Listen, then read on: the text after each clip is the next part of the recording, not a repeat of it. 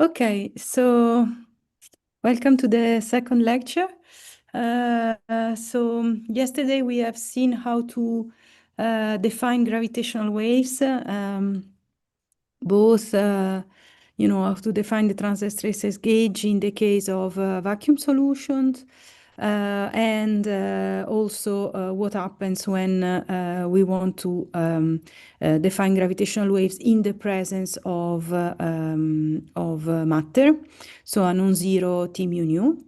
So I think for this, then we are equipped. In principle, we do know what gravitational waves are beyond the gauge artifacts. And now let's see how to define the gravitational wave energy momentum tensor. And then we will also, at the same time, with the same procedure, find the gravitational wave propagation equation in full generality. Of course, what we need is at the end for our the following of the lectures is the propagation equation in the Friedmann spacetime. But for now, we will derive it in full generality and then specify it to the Friedmann spacetime. Okay, but let's start with the energy momentum tensor, right? So, of course, as you know, the energy momentum tensor contains, as the name says, the energy and the momentum of a physical field. Classical example is the electromagnetic field.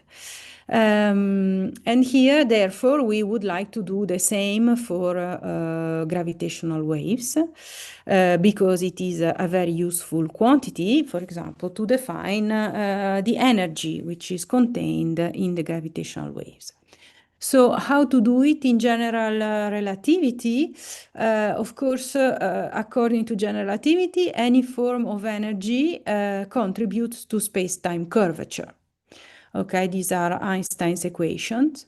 So in order to tackle the question how to define the energy momentum carried by gravitational waves, one should ask the question whether gravitational waves are a source of space-time curvature.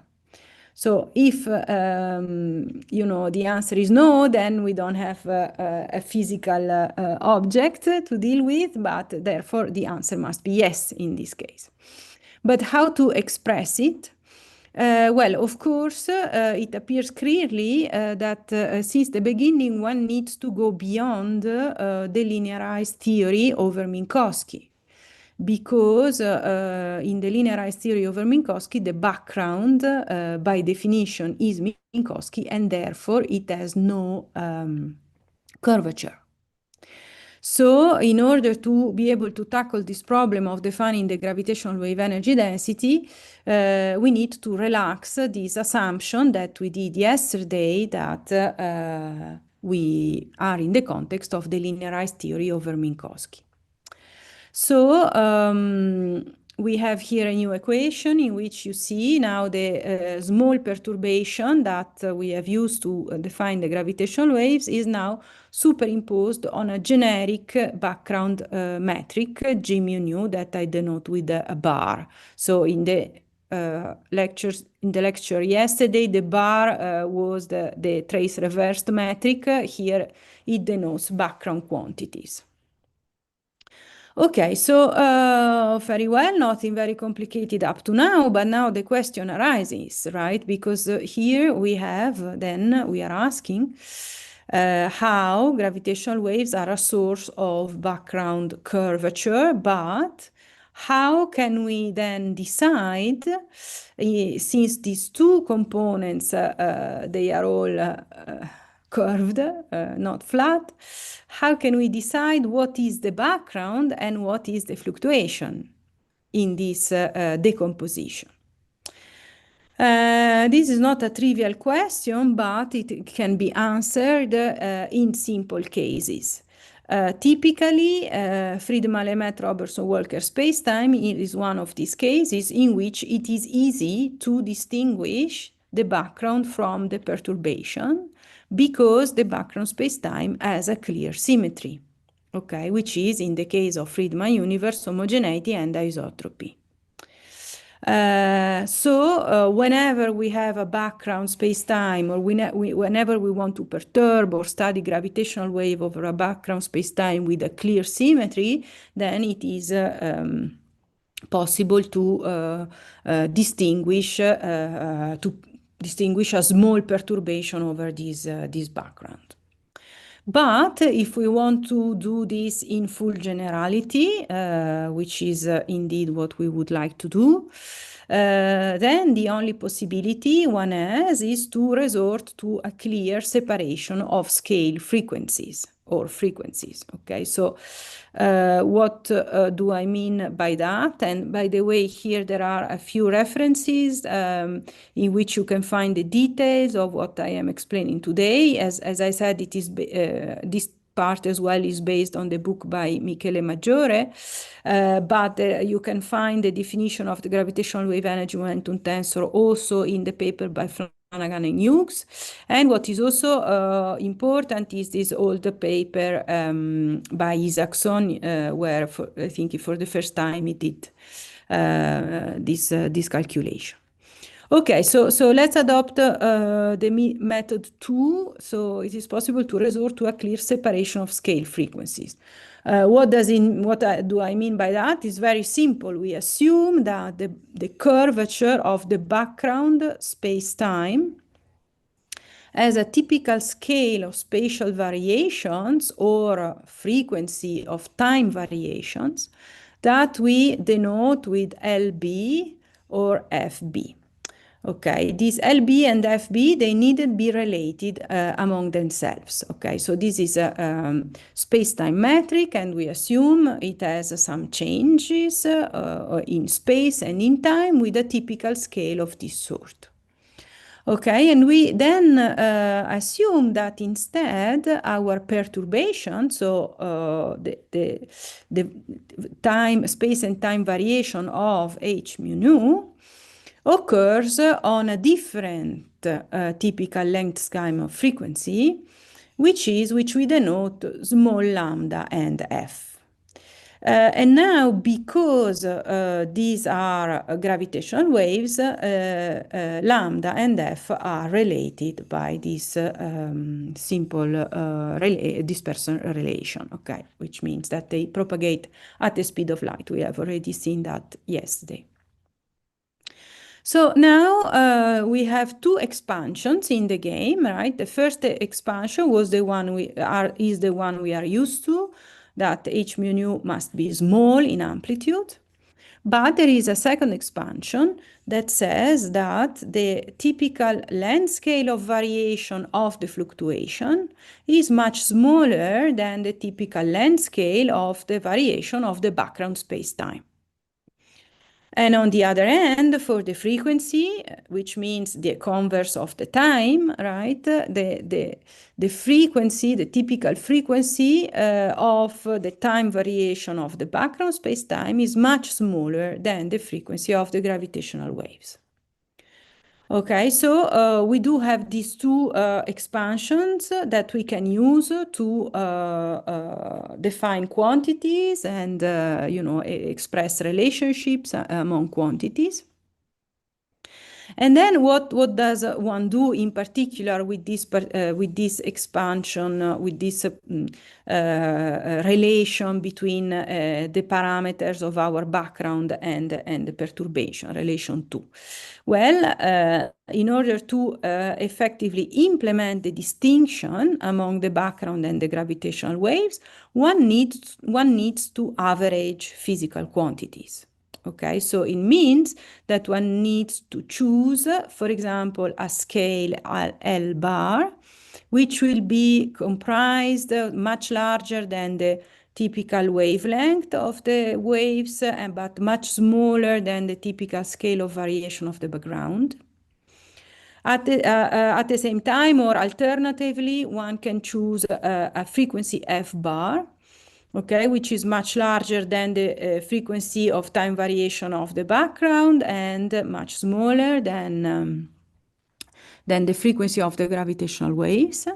And then one actually averages every physical quantity on this particular, so time averages using this particular characteristic frequency, or space averages using this particular characteristic scale. Okay. And therefore, by these averaging processes, of course, one is cutting out all the fluctuations at small scale or high frequency. Okay, so here I denote this average, whether it is in time or in space, with this notation here, which is the same as the background. Okay, so when you average the metric, the full metric, over this particular length scale or frequency, you recover the background metric, of course. On the other hand, when you average the small perturbation, just like this, at first order, you get 0. Okay, I think this is a pretty clear statement. Okay. And then the point is that armed with this kind of averaging, it is not enough. One also need to expand now Einstein equation. So you remember yesterday we actually always linearized in our small parameter h mu nu. Okay, but if we now always try to build a theory in which we always linearize in terms of h mu nu, you see that we get all a bunch of zeros, okay, because the average at first order is 0. Okay, so one needs, in order to find the energy momentum tensor, to expand Einstein equations to second order in h mu nu.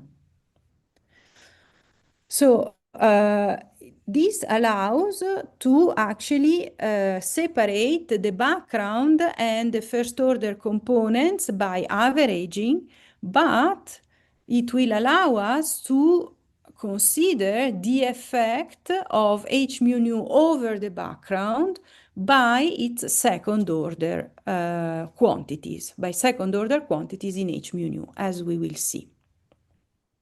And by doing this expansion at second order and then performing this average procedure, one can find two things, and we will do that. The first thing one finds is the expression for the gravitational wave energy momentum tensor, okay? And this means how to find out how gravitational waves are a source of background curvature, so they influence the background. So that's the first part. And what one also finds is the equation that represents gravitational wave propagation on a curved background. Okay, that's what I already told you. Okay, so let's go ahead. And then we want to expand up to second order Einstein equations, to second order in h mu nu, that is a small perturbation. Okay, so the Ricci tensor, when it will be composed of 3 terms. One term which comes only from the background metric, so from G mu nu here. One term that is the component which is first order in h mu nu. This would be equivalent to what we did yesterday, right? For us yesterday, this was actually 0 because this was the Minkowski. But here we found expression at first order so we learned how to define gravitational waves at first order, okay? But now we also add, because we are expanding a second order in h mu nu, we add a third term in the Ricci tensor, which is going to be quadratic in h mu nu. And this is absolutely necessary because obviously the quadratic term can influence the background. Okay, once you average this equation, this term, which is at first order in h mu nu, once it is averaged, it does not back react on the background space-time by definition. But we want to see how gravitational waves produce background curvature, and therefore what we need to do is to average this term at second order, and obviously two high high wavelength modes or high frequency. Two small wavelength mode or with high frequency, they can combine to generate a long wavelength mode and low frequency one. Okay, so they can combine to influence the background because they are at second order. Okay, so now let's see what happens to this equation once we implement this average here. The background Einstein equation, so this term, you average it and it remains the same. This term will go to 0 by averaging. And the second order term instead will have a component that influences, so that appears at the background level, and so that influences the background. And concerning the right-hand side, here as well, we can perform this average, and actually what will appear in the Einstein equation is only the low frequency or long wavelength fluctuations of the matter. Okay, mind that in this matter part, we have obviously both the source of the background space-time curvature and the source of the gravitational waves. So the T mu nu that appears here in general will possess at the same time low frequency and high frequency modes. Okay, or a small wavelength and long wavelength modes. Also here we are extracting only the long wavelength modes to write down this equation at the background level. So now we will see, so this is the curvature of the background. So it is of order 1 over LB squared, where LB is the classical typical fluctuation of the background. Now these are two average. This is indeed the fact that gravitational wave can source the background curvature at second order. Okay, and so obviously the Ricci tensor contains a derivative of the metric. Okay, so here the derivative, I write them like 1 over lambda square. Here is the same, right? I just express the derivatives, just for a just to count, the level of the term. Express the derivative of 1 as 1 over lambda squared, and h squared is the perturbation. Okay, so this term here is of order h over lambda squared. And this part here, as I said, is the part of the matter which is sourcing the background curvature. Okay, only the background curvature. This is not sourcing the gravitational waves. Okay, and now, so this is at the same level of this. Okay, so this is exactly the part that is sourcing the background curvature at order 1 over LB squared. Okay, and now these two terms, because of we are in the background equation, so there is this equality, means that they are about of the same order. Okay, which means that the perturbation, so our gravitational waves, must satisfy this equation. So they must be of the less or of the same order of lambda over lambda, of small lambda, so the wavelength of the gravitational wave, over lambda b, so the scale of variation of the background. So this is a necessary condition for gravitational waves to make sense. Because we have also, since the beginning, stated that lambda is much smaller than LB, this also is in perfect agreement with the other expansion, which says, the expansion we need to do since the beginning, that h mu nu is much smaller than 1. Okay, so at the background level, everything falls into place.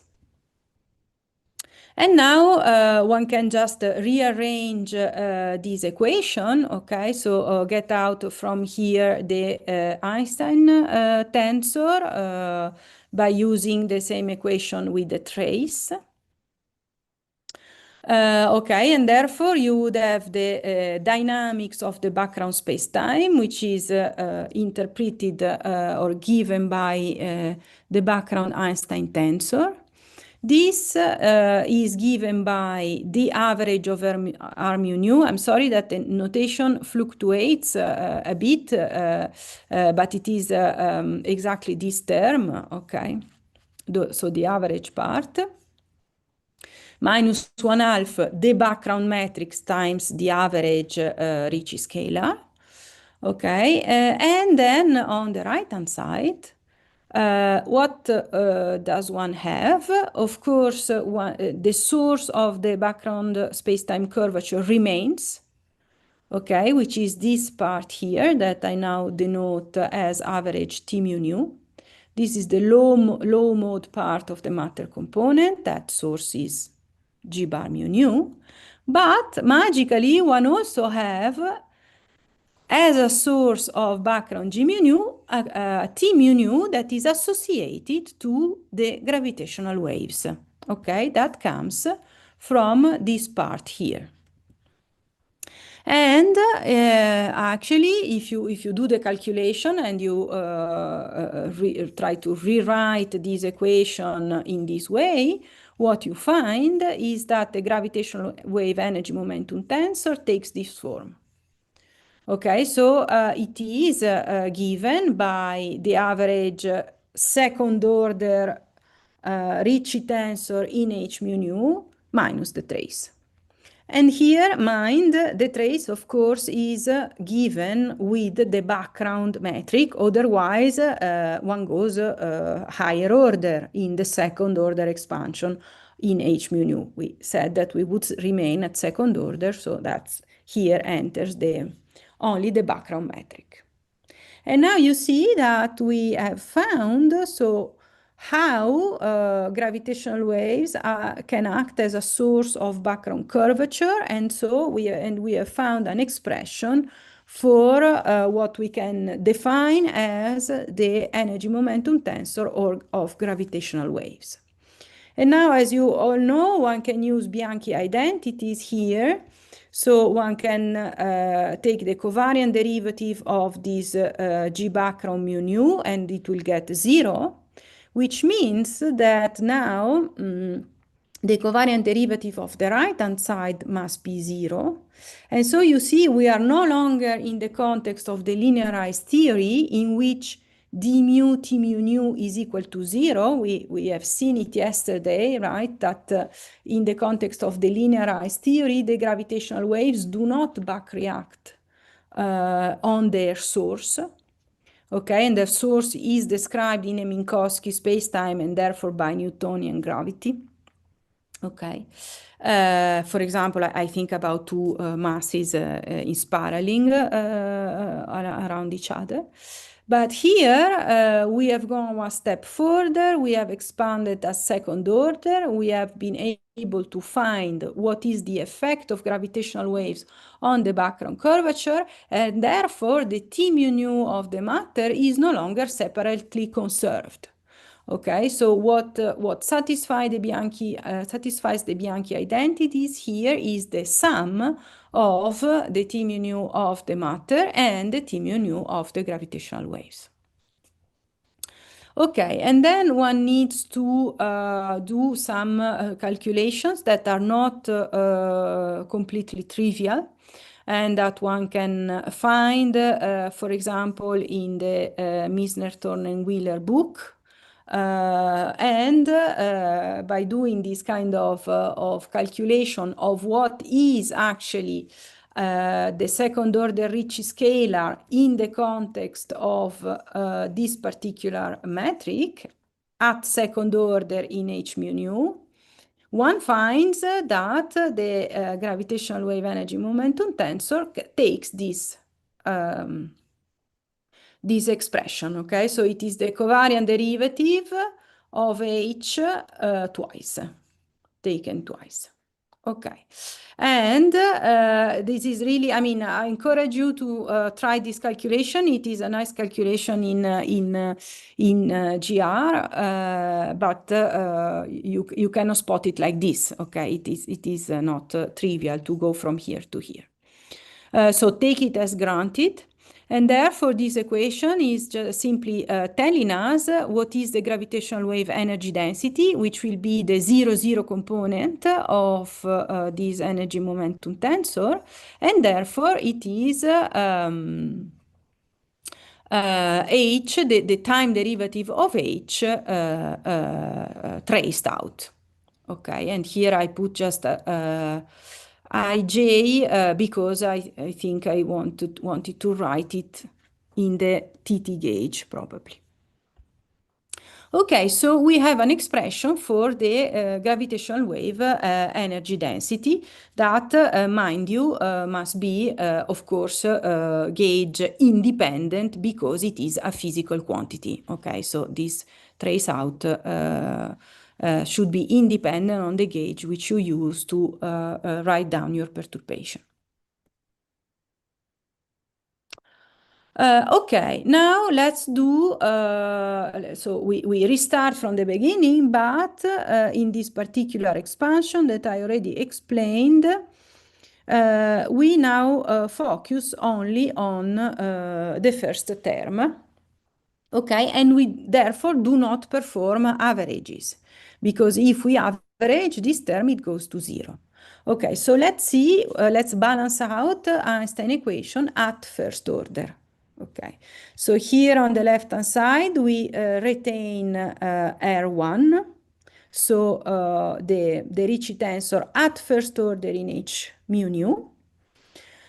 And then we have, of course, R2, so the second order, not averaged. Okay, so we in the previous case we have averaged the second order to get its contribution to the background.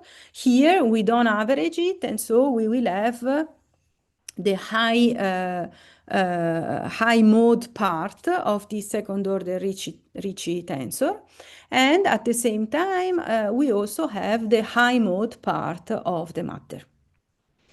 Okay, so let's count. So this is, of course, before you remember, this was the matter source in the background curvature. It was the low mode part. Now we have here the high mode part, and so this is the possible source of gravitational waves. Okay, it is at the same order, first order as this quantity. Okay, now the order of R1 is, of course, first order in H, and it goes like 1 over lambda squared because we still have second derivative of the metric here in the Ricci tensor. While this part here is H squared over lambda squared as well. Okay, and this part here is typically negligible with respect to the first order part because it's 1 order h higher. Okay, so this is typically, these are effects that express the nonlinear interaction of the wave with itself, and they can be actually neglected at the level for what we are interested in. Okay, and so now we also rewrite the Einstein equation. Okay, and so we have it in this form here. So we are here also rearranging the traces. Okay, and so on the right-hand side, we have the possible source of gravitational waves from the matter component, as I already told you. Okay, and this particular part here represents indeed the evolution of the gravitational waves on a curved but smooth or slowly evolving background. Okay, and for example, what this part gives is, for example, the fact that gravitational wave in the Friedman universe redshift. Okay, this is a typical example of an effect of what happens, so on how the background influences the evolution of gravitational waves. Also, lensing is also an effect, a physical effect that comes from this kind of term. Okay, so because one has typically a central object that creates a background metric, and one has typically gravitational waves propagating around, and they will be deviated by the presence of the central object. Because of the metric, curved metric due to the presence of the object. Okay, and then one can, so and now here at first order, what one gets from this perturbed Einstein equation at first order, one gets the gravitational wave propagation equation, right? So if one calculates r mu nu at first order, okay, one finds this particular expression a bit complicated, where here the bar is goes back to be the trace reversed. I'm sorry for the slightly complicated notation.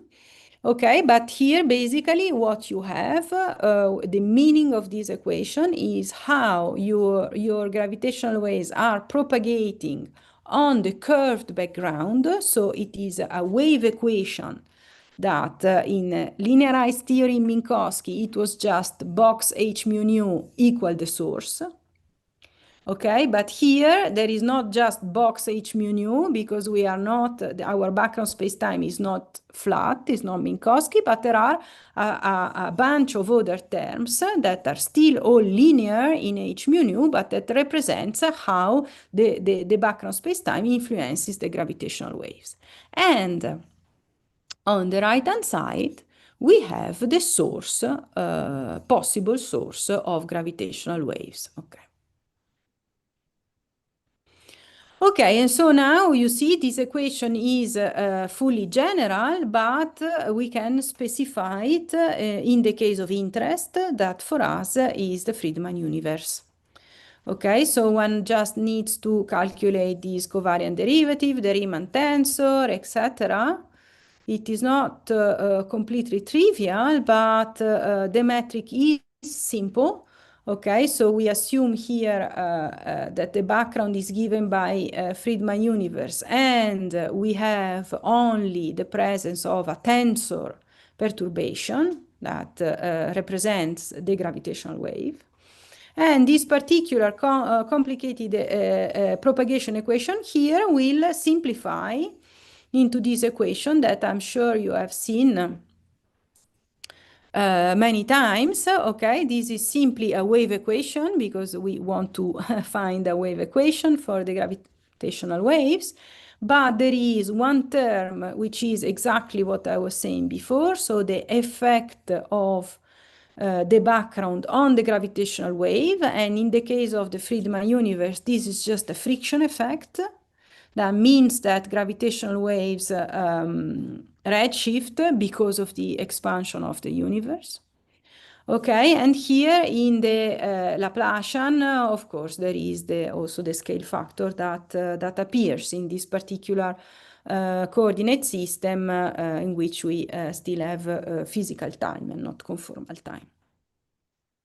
On the right-hand side, we do have the part that I now denote as pi ij, like I did yesterday, the part of the energy momentum tensor that is a source of the gravitational waves.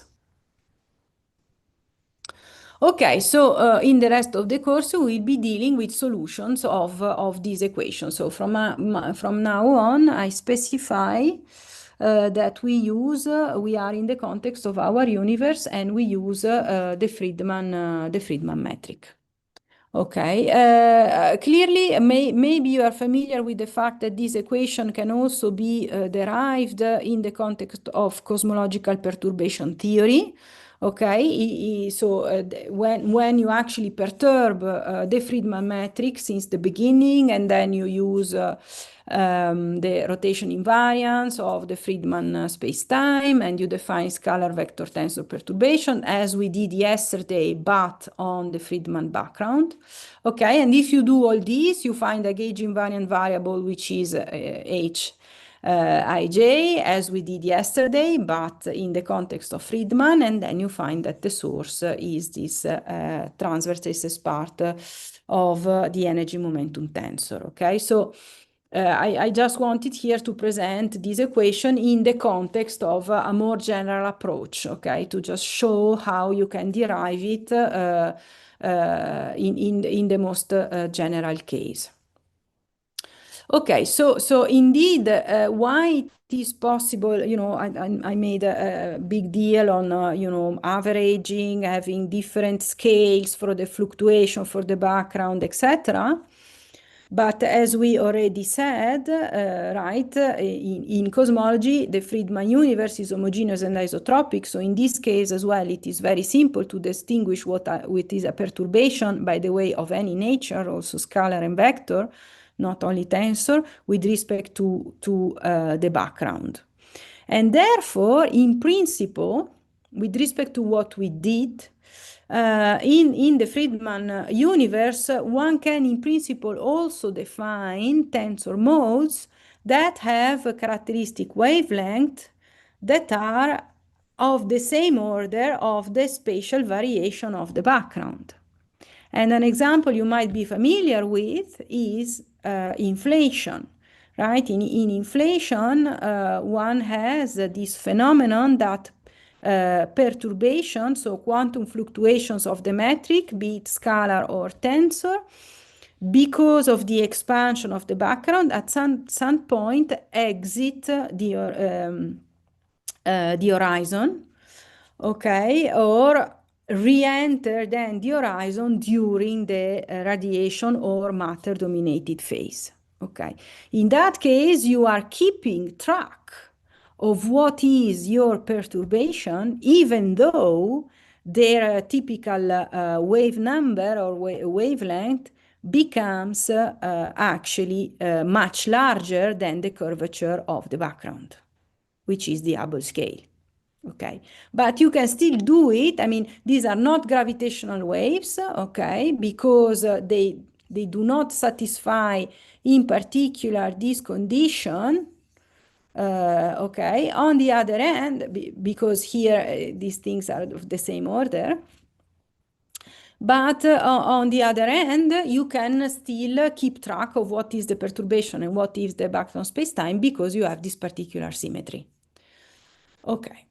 So these are just a bunch of comments, and now we can actually go on to specify a bit better this equation, and then do the compositions, etc. But maybe I take questions on this first part, if there are any.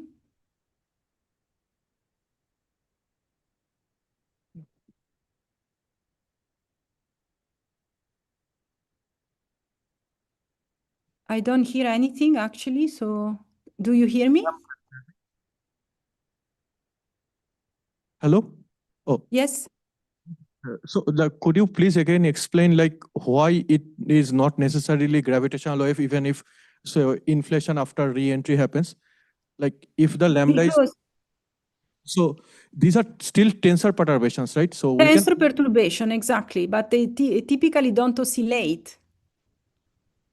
We will see the solution. The solution outside the horizon is just constant. So these are not waves. They are not oscillating. Okay. But we will see it. I think it will be clear in a minute when I actually solve the equation. Sure. And just a couple of slides back, when you take the again gauge condition, could you just go back? I mean, Yeah, this one itself. So it is HII. I should be up, right? I mean, the trace is 0, not the components, right? In the second line, last second line. Oh, yeah. Sorry. Yes, Yeah. yes. So just to be confident. Yes, is the trace. Yes, Sure. apologize. Here, Yeah. Thank you. Yeah, yes.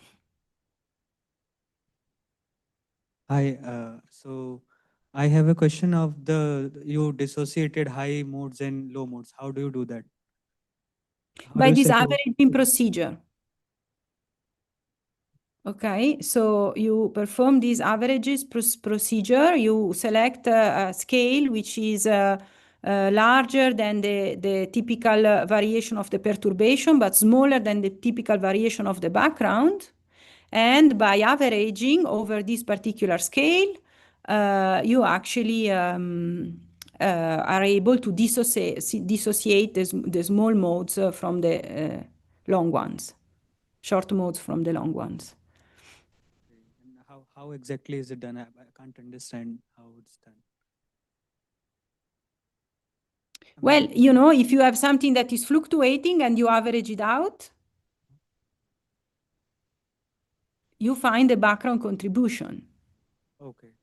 Okay. It's a standard procedure but I mean, maybe you can have a look at the Maggiore's book. Sure. Thank you. There it is well explained, but it's like you think, intuitively is like thinking about averaging a cosinus. Okay. Or something, averaging an oscillating function. Sure. Thank you. You get rid of the fluctuations.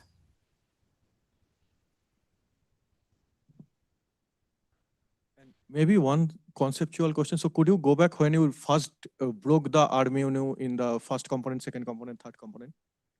No. After. Yeah, this one. So I'm asking that in the first equation, when I see that R mu nu is the one with R prime and R1 is averaging to 0. So R2, when I am taking the second line, that 8 pi g t mu nu, it should have both low and high component because you are just breaking the R mu nu, right? R mu nu satisfies the 8 pi g t mu nu. So in this second line, there should be both low and high. No, here I am writing only, so you see, I need to keep track of the orders. Yes. Okay, and here I'm writing things at the zeroth order. Okay, so at the level of the background, this term does not contribute, is one order higher because it contains an H. But this term, you might say, but this is even smaller, it contains an H squared. Yes, but because of the averaging procedure, okay, a term that is H squared can actually contribute to the background. You have to think about it as a convolution. When you have a convolution of two functions that oscillate, actually, because you convolve them, you actually have a non-zero result also at zero modes. And my question is the R mu nu, like when you're writing R mu nu as 8 pi g t mu nu, that is the when the full Einstein's equation, then why it is coming on the low one? I mean, there should because be some I have contribution averaged. Okay. After averaging. I see. So this is a general decomposition. This is the result once I have averaged. Okay. It's written background Einstein equation, you see, it's the background part. Okay. So these are like average quantity, like the brackets. Completely. So you see these, it's confusing notation. I'm sorry, I need to do it better. This thing written low means the averaging here. Thank you. Yeah, my notation is actually confusing. I realize it now by teaching. Is there anything else? I don't see anything more. Okay. Go ahead.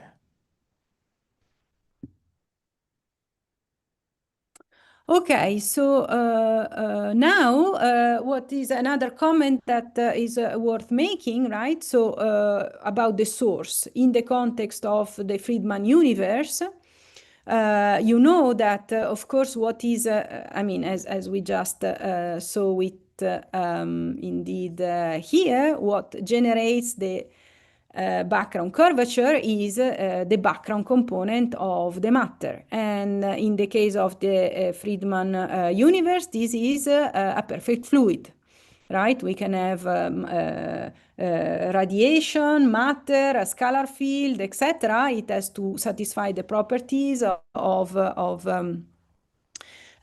being just a trace, just a diagonal energy momentum tensor. And so when you do cosmological perturbation theory, indeed you decompose the total energy momentum tensor into the background part, which is the perfect fluid part, and then perturbations that contain, for example, the density fluctuation, the velocity fluctuations, etc. So what is actually that enters here? What enters here is that sources the gravitational wave, the gravitational waves, is the tensor part of this first order perturbation of the energy momentum tensor. Okay, this we have seen it yesterday as well, but in the context of Minkowski. In the context of Minkowski, there is no background component. Okay, so this component here, which is the pressure, is not there, of course, because the Minkowski is flat.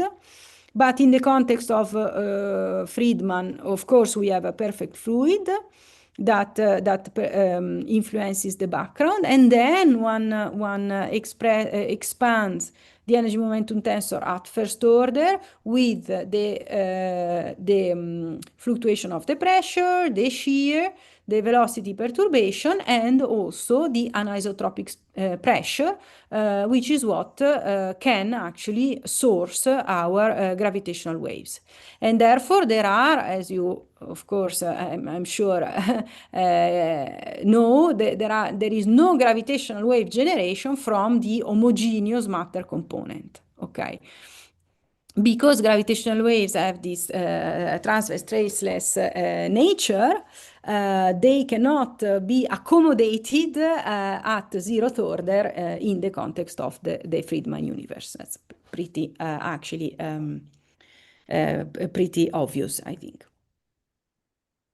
Okay, so now let's just say do a bit of massaging and definitions. There is not in is very very trivial, and if you know cosmological perturbation theory, you have already seen it. So the point is that here you would like to pass into Fourier space. Okay, and it is possible because the Friedman universe admits a translational invariance on the hypersurfaces on the flat hypersurfaces, okay, orthogonal to the time direction. And therefore one can easily Fourier transform in space. Of course, you cannot Fourier transform in time in the Friedman universe because there is no translational invariance in time, but there is a translational invariance in space. So you perform this Fourier transform. Again, we can decompose the metric, so the gravitational wave in plus and cross polarizations. And now mind, with respect to what we did yesterday, here the time dependence is still hidden in the coefficient of the Fourier transform, okay? Because I have not solved the equation. Okay, so if you look, maybe it's useful to go back. With the difference with respect to what we did yesterday, right? We had this equation, simply box Hij equals 0, and we are in Minkowski. So this box is the box of the flat space-time, and therefore the solution is trivial, and we do have, of course, a Fourier decomposition, but we have solved. This is really the solution of the equation in which we have simply a plane wave. Okay, here I'm not yet there. I haven't solved the equation, I have just Fourier transform the quantity in space, okay? And we have the same tensor, basis tensor for the plus and cross polarization. And of course, exactly the same decomposition, one can do it with the source, so the tensor anisotropic stress, because it has exactly the same symmetries, and so it can also be decomposed in plus and cross polarizations. So by doing this decomposition, okay, so here I say, that's what I just said, that this is not just plane waves as we have last time. So, and then one can just insert this decomposition in this equation, and one sees that the evolution equation decouples for each polarization mode, okay? So that's what simplifies the situation a lot, so that this equation takes now this simple form in once we have Fourier transform it. Here we have obviously the comoving wave number, k squared. This is the conformal Hubble factor. I'm writing it in conformal time. So this prime here now is derivative with respect to conformal time, and this is the source. Okay. And now equipped with this very simple equation, we can actually solve it. I just for now want to solve the homogeneous equation, in which then I put this source to 0, okay, just to show you what are the possible solutions depending on the background, okay. So it is possible to solve it for a generic power law scale factor that in terms of conformal time takes this form here, okay? For example, for n equal 1, one covers radiation domination in the universe. For n equal 2, one covers the case of matter domination. And for n equal -1, one covers the case of de Sitter inflation, okay? So this power law form of the scale factor covers 3 cases of that are relevant, okay? And the solution is written, you can try to derive it in terms of Bessel function, spherical J and Y Bessel functions.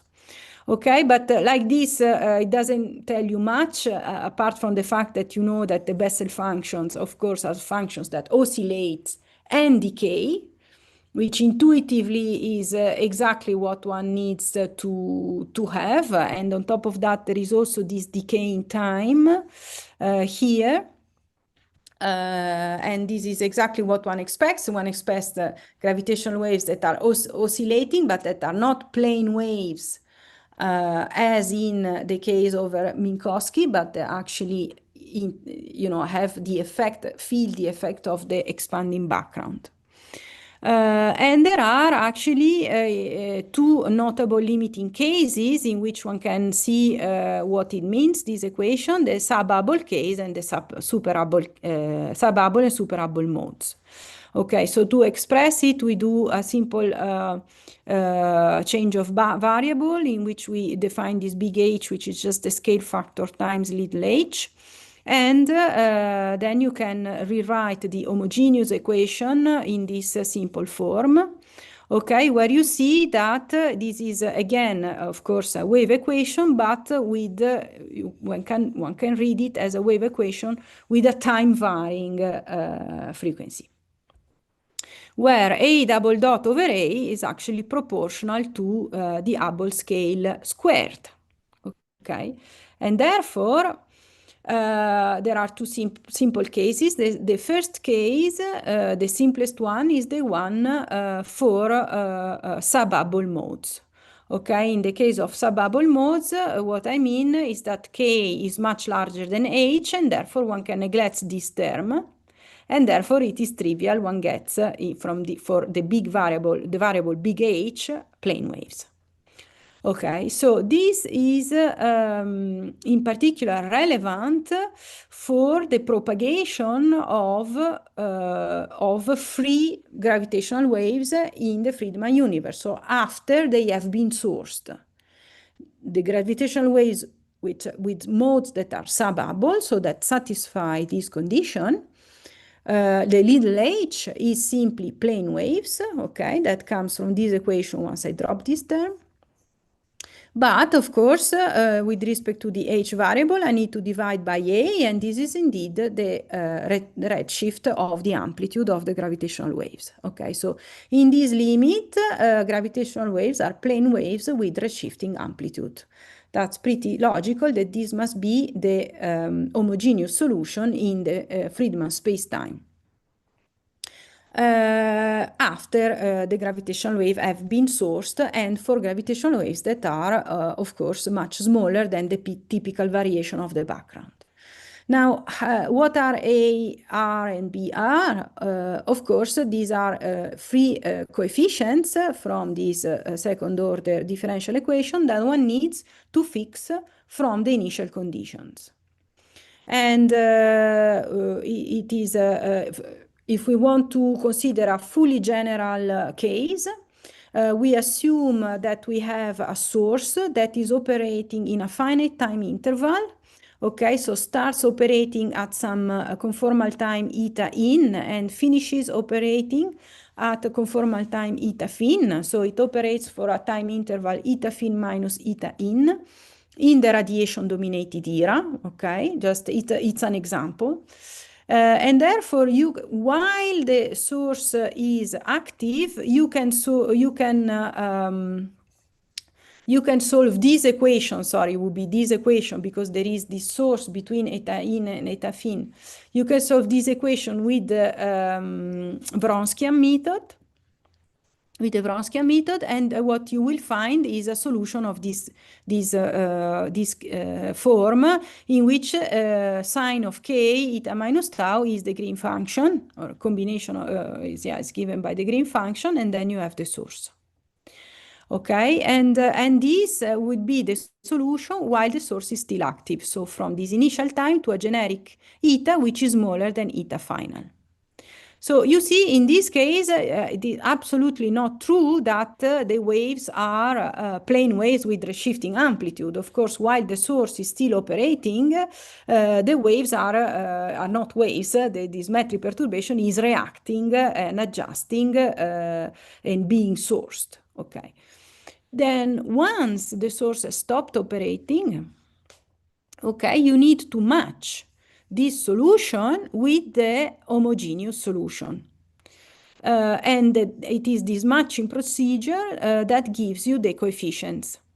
Okay, and this gives you the gravitational wave signal today, for example, if the source was back in the past. And in this case, what you find for the big variable h at eta larger than the final time of action of the source is that it is given, of course, here in this case by plane waves. Mind you, this is the big H, so one would have 1 over A as well appearing here. Okay, so this is basically the same solution, but once for little h, once for big H. And now these coefficients, I call them RAD because I have as an hypothesis that the source is operating in the radiation-dominated era, but one could do an hypothesis of a source operating in the matter era. It's just this coefficient that changes. I'm not doing this here because in general, sources in the early universe occur in the radiation-dominated era, so this is the relevant case. Okay, and now these matching, these coefficients that come from the matching of the two solutions take this form. Okay, so once you might want to do this calculation to find these coefficients, and remind that you need to apply this condition to get rid of a few terms and to find this simple solution. Okay, so this was the case 1, subabble modes, where we find this very intuitive solution of free waves, red shifting with amplitude determined by the action of the source. The other case too that is simple to see from this equation is the case of super Hubble modes. And in this case, what does it mean is that the wave number is actually much smaller than the Hubble factor. Okay, so now we solve this equation in this limiting case. Okay, and the solution is very easy to find. You can also find it from by doing an expansion of the Bessel function with k eta much smaller than 1. You'll get the same result. And the result is the following. In this case, the tensor perturbation, I don't call it gravitational wave because you see, as we said a minute ago for the answer of the question, there is no oscillation here. Okay, so the tensor perturbation is a constant plus a term, okay, that is an integral in conformal time of 1 over eta 1 over a squared. Okay, in general, this particular solution is relevant during inflation, but in any case, it also is the same situation also, for example, in matter era. This, because A is growing, typically this term is negligible or becomes very quickly negligible with respect to the constant. Okay, so in general, for super Hubble modes, the only term that remains here is the constant one because this decays very quickly. Okay, and so here you have an example of a solution that actually is given by this equation. So this solution, which is the full thing, that interpolates from super Hubble to sub-Hubble modes. So this is, for example, the gravitational wave generated during inflation that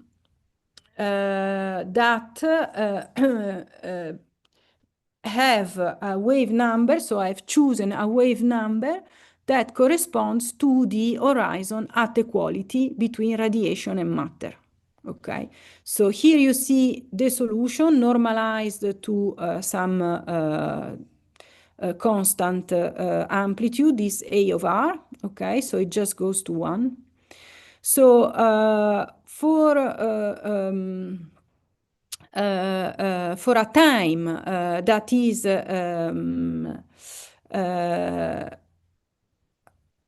how to put it? So whenever this particular condition is satisfied, so I remind you that I have fixed K here as being the mode corresponding to the horizon at equality. For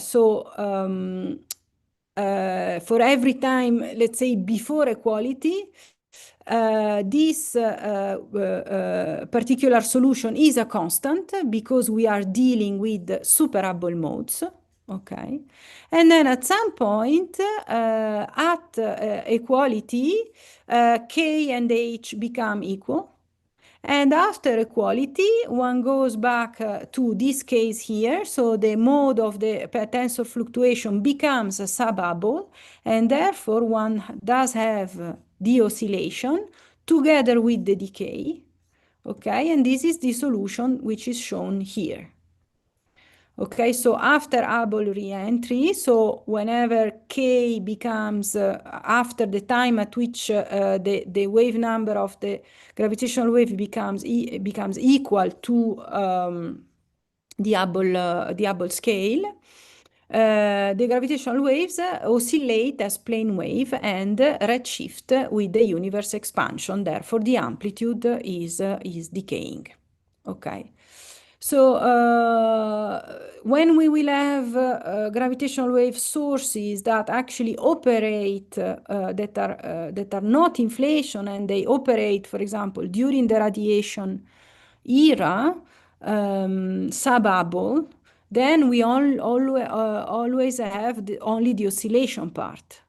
okay? But in the case in which we have, basically is only relevant for inflation, in the case in which we do have this phenomenon of having tensor perturbation with the modes much smaller, much larger than the Hubble scale, then we get to this constant solution, okay? So here they are no longer, they are not actually gravitational waves, it's just a tensor fluctuation with a constant amplitude. But as I was saying before, I can still keep track of the fact that this is a tensor fluctuation because it is superimposed on the Friedman background. Okay, so a summary up to here. Do I need to go through this? Maybe everything is clear, but okay, quickly. So we have defined gravitational waves and gravitational wave energy density without ambiguity in the Friedman-Lemaitre-Robertson-Walker space-time, okay, making the connection with linearized gravity. So after the generation by some sourcing process that for now I didn't specify, in general, gravitational waves in the Friedman universe oscillate and decay with the expansion of the universe. So the sourcing process can be connected either to the presence of anisotropic stresses, okay, at first order in cosmological perturbation theory, and this would be this case here, or they can be connected to some dynamical behavior of the space-time, in particular during inflation, okay? In which case, this is the relevant solution that interpolates from super-Hubble to sub-Hubble modes. Okay, and now I guess we have gone as far as we could without specifying more the sourcing process. Okay, so at some point in the course, we will actually see some particular sources of gravitational waves operating in the radiation-dominated era, and we'll give characteristics for these sourcing processes, and we will interpret what is the characteristic of the gravitational waves that come from the sources.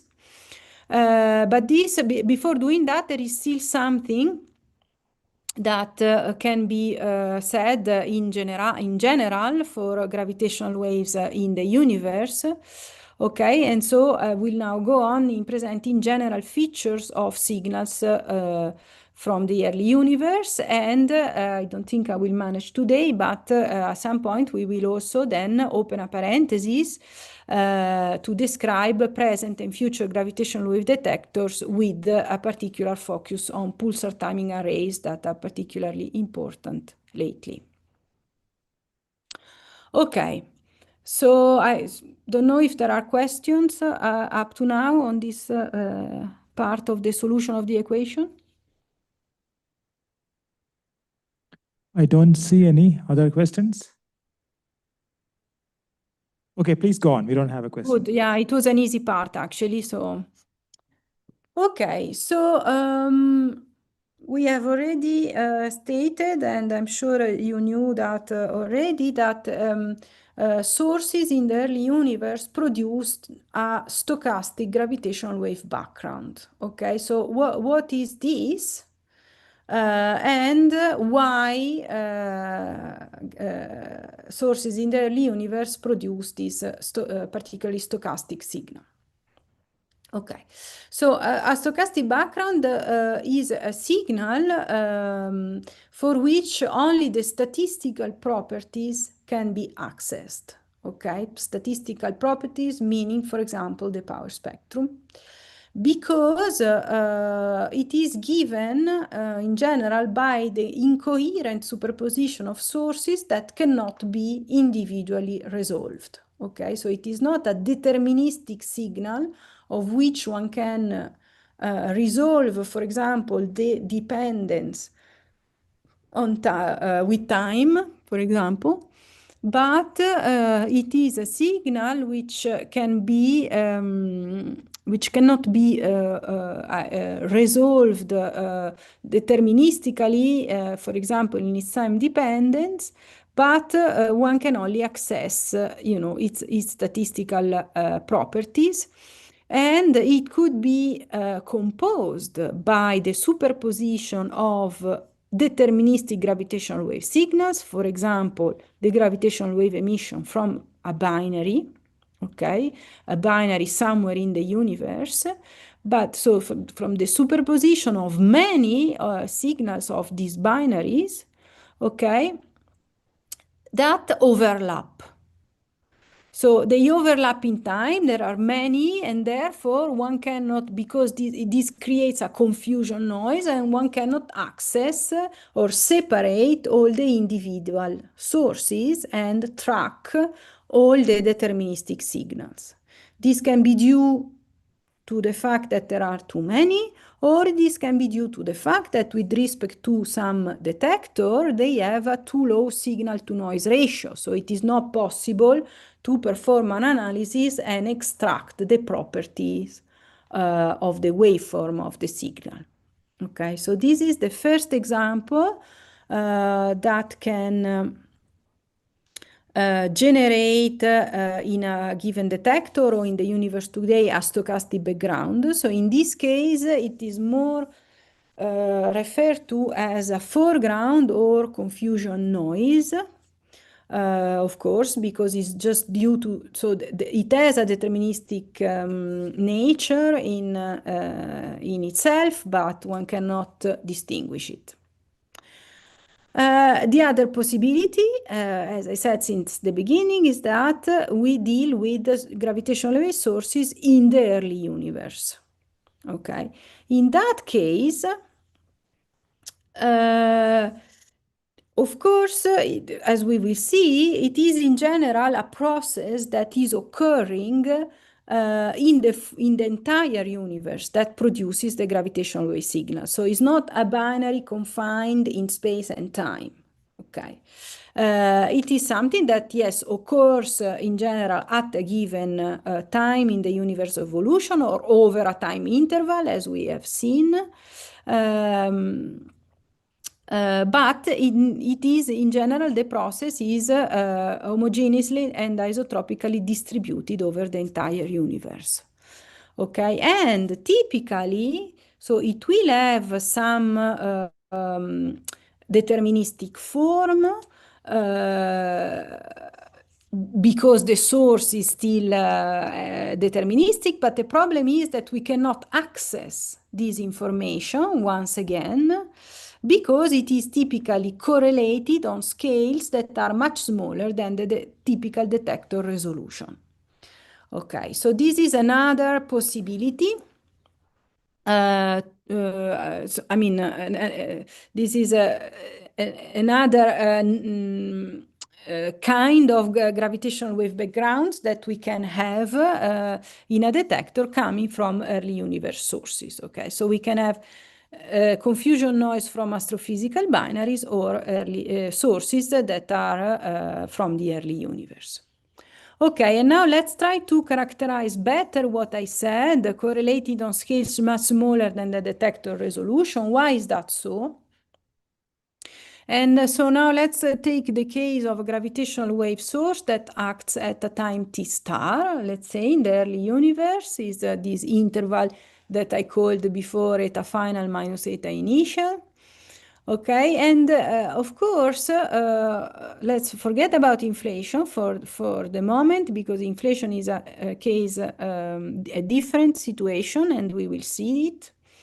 But we have this source that is operating at a given time in the early universe, and we assume that the universe is in whatever expansion except during inflation. Okay, so it can be radiation domination, but also during matter domination if one has a phase of matter domination in the early universe. It can be a stiff equation of state, whatever you like. Okay, so obviously the gravitational waves signal then is correlated on a length or time scale that must be larger than the causal horizon. No, sorry, cannot be correlated on a length or time scale larger than the causal horizon at that time, simply by causality. Okay, so the typical characteristic length scale of the gravitational wave signal, okay, which corresponds to the characteristic length scale of the source, much smaller than the Hubble scale at the moment of generation. This is this little star. Okay, so L star here is the characteristic length scale of the source. That means the typical size of variation of the tensor anisotropic stresses, okay, that are sourcing the gravitational waves. So now let's look how this particular scale that is connected with the frequency of the gravitational waves looks like in the universe today. Okay, so one can associate an angular size on the sky corresponding to this scale, which is the region in which the signal, the gravitational wave signal can be correlated. Okay, so we said that the source cannot be correlated on scales larger than the Hubble scale, and therefore correspondingly the gravitational wave signal as well. Okay, so the angular diameter distance on the sky today associated with the typical correlation scale or the typical size of the source is the size of the source divided by the angular diameter distance. And in general, in an Hubble scale today, okay, one gets about 1 over theta star squares, the uncorrelated regions. Okay, in the sky, you see the horizons back then. You see, if you now, so today, what we access, just from a causal consideration, we access a huge number of regions, of the size L star. Okay, and why do I say a huge number? So suppose that we have a gravitational wave detector with angular resolution of about 10 square degrees. Okay, this the angular resolution of 10 square degrees on the sky today would correspond to the Hubble scale at redshift 17 or smaller. Okay, so if we have a gravitational source far in the past, in the very early universe, clearly, you know, a gravitational detector with this minimal angular resolution won't be able to access it. Okay, so for example, the angular resolution at recombination is 0.9 degrees squared. This you know because this is the size, the angular size of the first peak in the CMB, right?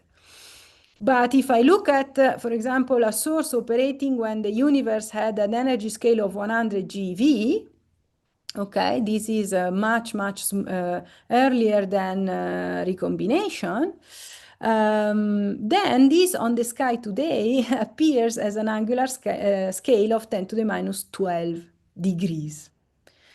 So there is no way that a detector with an angular resolution of 10 degrees squared can access the detail of a signal correlated on an angular scale of the order of 10 to the minus 12 degrees.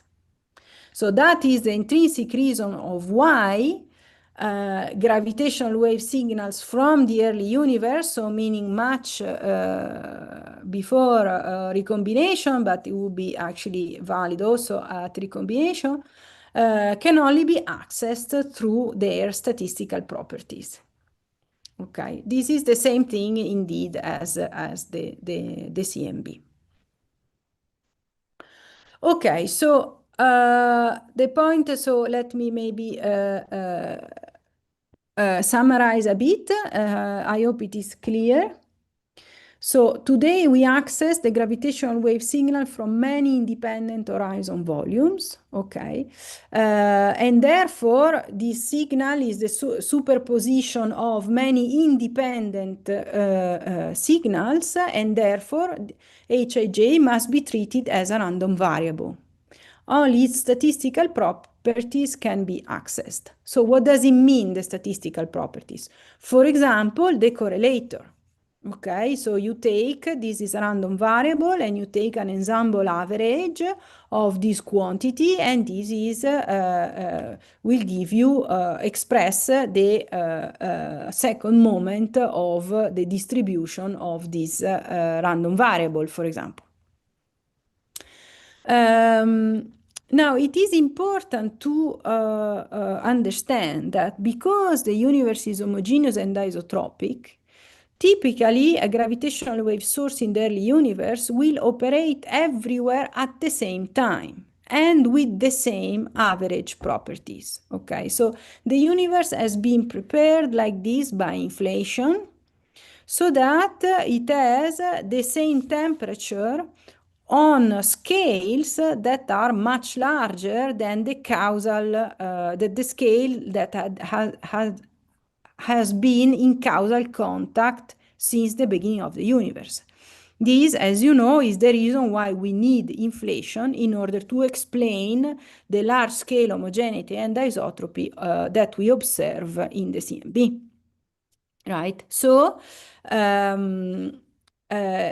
because of this fact that the universe is homogeneous and isotropic, the temperature is about the same all over, apart from the 10 to the minus 5 fluctuations that we do observe in the CMB, it means that if we have a process that is generating gravitational waves, well, this process, or any other thing actually, this process will operate in the same way statistically and at the same time. Okay, and therefore this means that this ensemble average can be translated or substituted with a volume or a time average. Okay, so this is the ergodic hypothesis that one always does in cosmology. Okay, and therefore now we can interpret, because it's true, this is a random variable, but we can assume that we have several realizations of this random variable in different, we can assume that in different regions of the universe, each region causally disconnected from another one will constitute a different realization of this random variable, and therefore instead of do an ensemble average, we can do a volume or a time average, is the same. Okay, so this particular average is identified with the one that I was talking about before to define the gravitational wave energy momentum tensor. Okay. Right, so these are the conditions, fundamental conditions under which we define signals from the early universe in the form of stochastic gravitational wave backgrounds.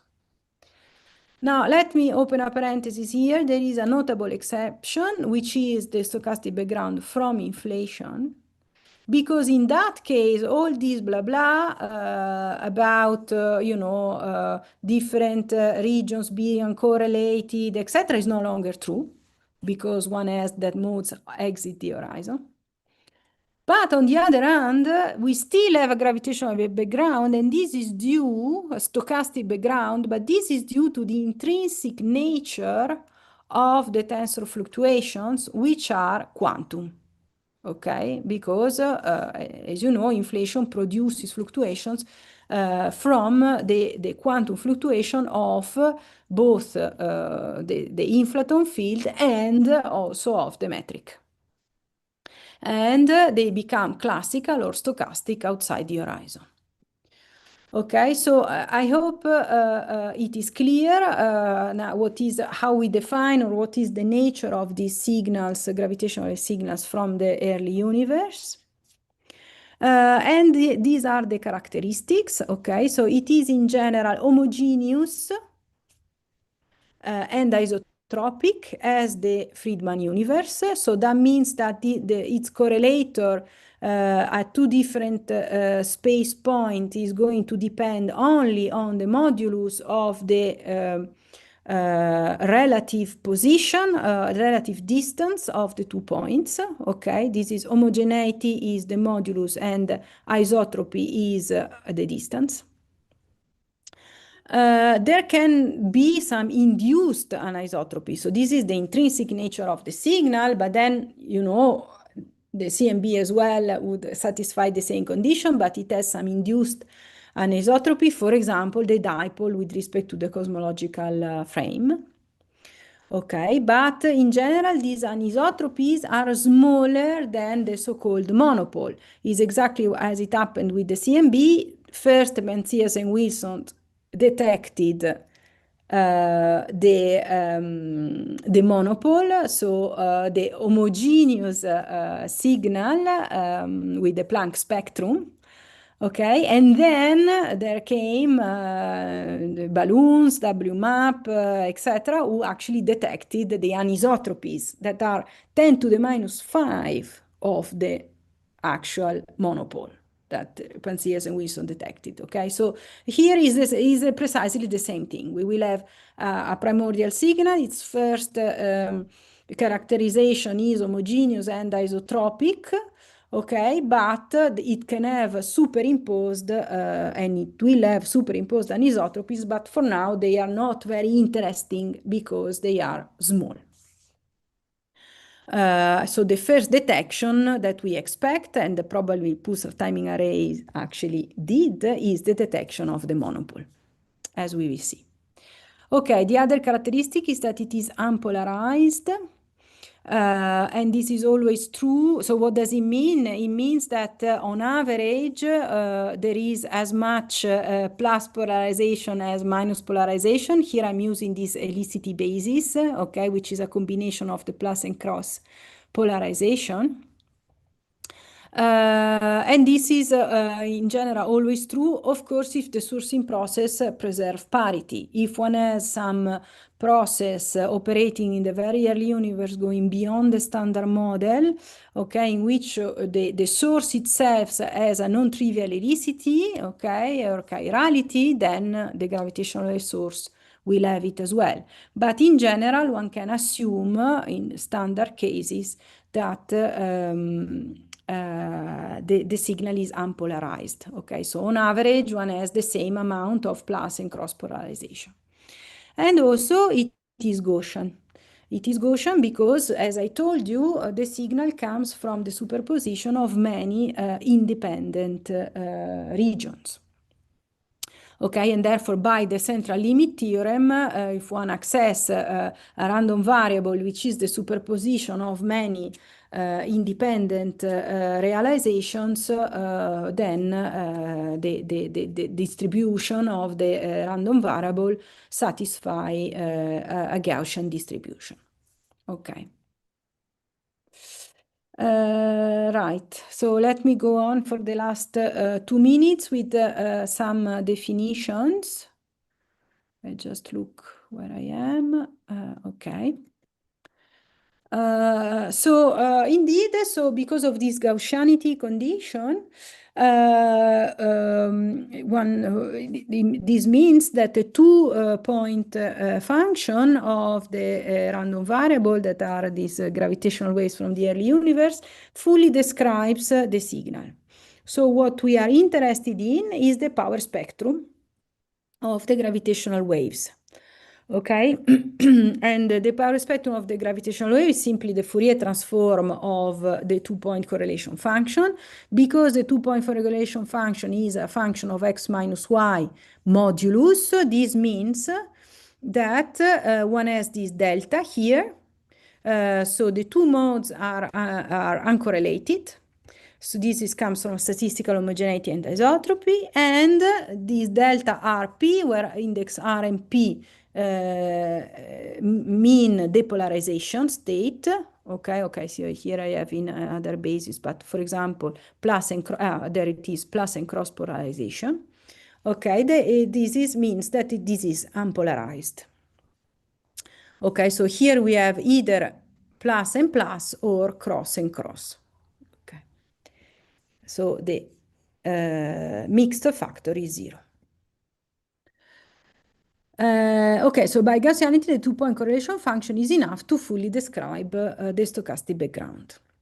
Okay, so this particular power spectrum of the gravitational wave amplitude is related to the variance of the gravitational wave amplitude in real space simply by an integral over decay, logarithmic integral over the wave number. Okay, this is the usual relation between the power spectrum and the variance.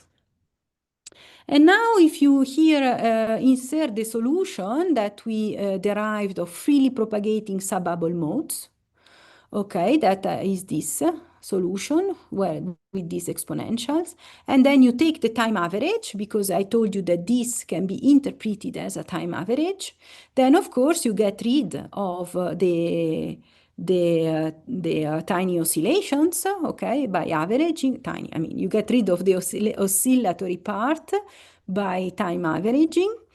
And therefore, it means that the power spectrum is reduces to the power spectrum of the coefficients, amplitudes that are directly inherited from the gravitational wave source, and it goes like 1 over a squared.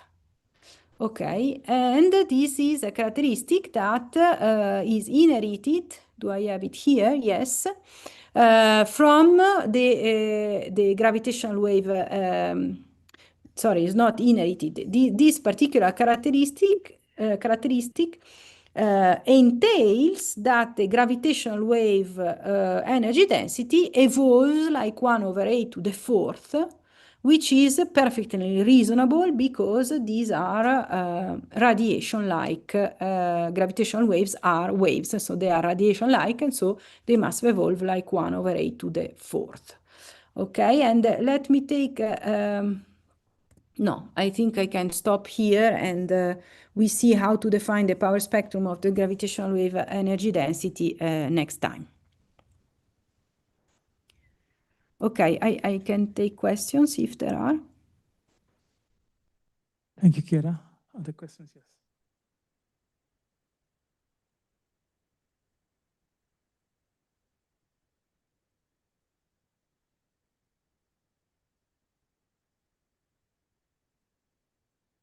Yeah. Hello, Professor. Hello. You mentioned that there can be some induced anisotropy in the stochastic gravitational wave background. Now we understand why that is there in the cosmic CMB because of the plane of the galaxy and the dust and all. If I understand correctly, what can be the sources of some induced anisotropy in the HGWB?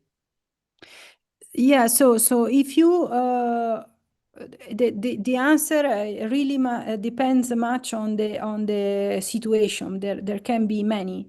So first of all, if you assume, which is a perfectly reasonable assumption, that the frame in which the stochastic background is homogeneous and isotropic is the cosmological frame, and therefore it is the frame in which also the cosmic microwave background is homogeneous and isotropic, then of course you have one source of anisotropy, the first one, which is due to the motion of the Earth with respect to the cosmological frame. Okay, so that's the easiest and is the one that is there in any case because we move with respect to the cosmological frame. But then one can assume that that there are exactly the same fluctuations as you have in the CMB, because the universe is homogeneous and isotropic at the first level, but at the background level, but at the first order in perturbation, it does have this 10 to the minus 5 anisotropies.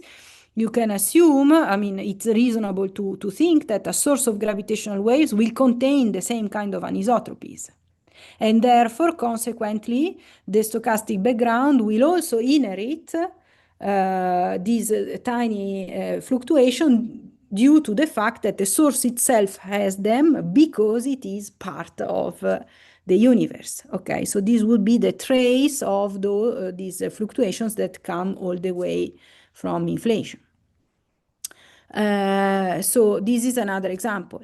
Another example is because the stochastic background is formed by gravitational waves that propagate up to us through the inhomogeneous and anisotropic matter distribution.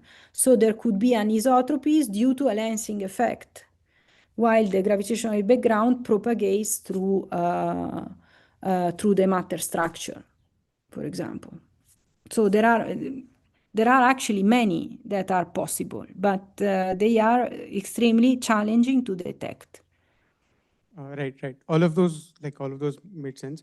Another question that I thought had was, we have a clear contamination in the CMB of the galactic plane, right? The central red line that passes through any image of the 2D map of the CMB. Do we even have any sort of a similar thing that can be in the SGWB? Something that blocks or contaminates any particular direction? From the contamination in the CMB is due to the fact that is due to the electromagnetic emission of the galaxy, right? From the dust, etc. So it is the macrowave emission of the galaxy. There is no equivalent. Yes, so no, I was saying something wrong. So there would be an equivalent gravitational wave emission from the galaxy, which would be the one from arising from the superposition of all the gravitational wave emitting binaries that are in the galaxy. Okay, so this is not seen, for example, in Earth-based interferometers, because the frequency range and the sensitivity do not allow it. Because they only can pick up the merging binaries, which are very rare. But in LISA, that detects in the millihertz and therefore can pick up in-spiraling binaries, this particular emission will be there, indeed. Exactly as in the CMB, there is a contamination by the gravitational wave production from the galaxy. Yes. So you're saying we should be able to distinguish that from the LISA data? With LISA, yes. Because you need to be able to have the right frequency band to pick up these binaries during the spiral phase, which is the one in which they are more numerous. Right. Thank you. You're But welcome. if it is if there are two binaries in the LIGO band itself, which are in superposition, then also it should be possible, right? It's just there are multiple binaries in the high frequency band. They are in this They are superposition. multiple binaries, but they pick them up individually, okay? They don't form a confusion noise. I think your colleague was referring to a contamination in the form of a confusion noise, pretty much as it is for the CMB. Okay, yeah. Ma'am, just one small question. Yeah, so I'm asking that when you are taking the correlation, you are saying that it depends on the mod of x minus y because of mostly homogeneous isotropy. I'm saying there should be a constraint on the eta 1 and eta 2 to make sure that both of them in the horizon, right? I mean, the integration over that, it should be, I mean, it cannot be arbitrary eta 1, eta 2. I mean, it has to be in the some causal horizon even in there. So is it true? Like, I mean, eta 1, eta 2 has to satisfy certain inequalities to make sure that both are then in the horizon limit? Thank you. Yes, I would say so. Now let me think about it, because you see, eta 1, eta 2 are absolute times. They are not time intervals, so it's a bit difficult to say You that can still they define the are. horizon as an integration, right? Conformal time. Yeah, right? but still you need to integrate, you see? You will need to integrate over time to define here something, a relation, or a causal property for the time variable. I don't think you can do it with simply eta like this, as it is as a pure variable. You will need to integrate over time and define therefore a causal horizon, etc. So the dependence of this quantity in time is much more involved, and it really depends on the source, how it can be separated in eta 1, eta 2 here. Thank you. Okay, I don't see any further questions. Let's thank Professor Caprini once again. Okay, thank you very much. Thank you, Chiara. We will wait for your third lecture tomorrow. Okay, thank you. Thank you. Bye. And